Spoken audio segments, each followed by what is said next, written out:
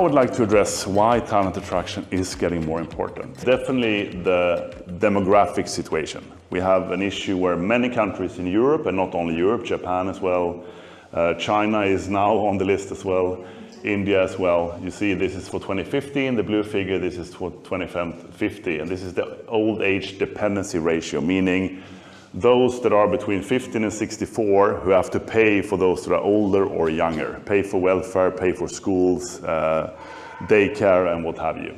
And this is getting alarmistic in many countries. There are definitely global skills shortages, no matter whom you ask on a global level, like Manpower does annually.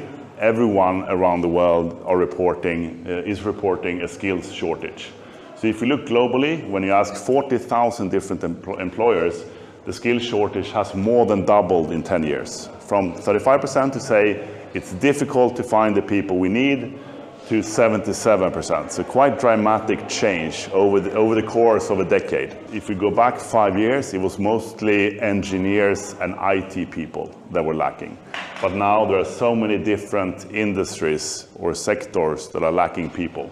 Basically, most sectors have an issue, and all these report up to 80% shortage.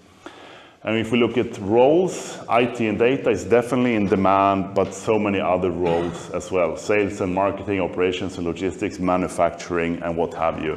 I think tourism will soon end up being in the top. In Sweden, we have a big shortage of chefs, because many chefs during the pandemic, they left the profession and they realized that it's quite convenient not to work in evenings, for example. So they're not going back to being chefs. So we need to find the chefs somewhere else in Europe or in the rest of the world, pretty much. This is the job effect or the economic effect I talked about. There's research showing what is called the multiplier effect. If you recruit to your city someone like an engineer going into a high-tech job in your science park or cluster innovation hub, that person alone can create jobs for 5 other people, directly or indirectly. So directly, there are other engineers perhaps, or economists, but indirectly, waiters, hairdressers, carpenters. The diversity argument that was brought forward a couple of minutes ago, diversity doesn't have to be international diversity, just new people coming into your region, they bring new perspectives.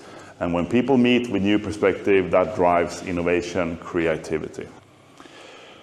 Investments, someone said, talent definitely drives investments. Here, talent is on the it's number 6 in terms of arguments when European investors are asked, why are you investing into a new place? So if you need new companies, like one region mentioned, then you can always start with talent attraction because the investors will pay notice.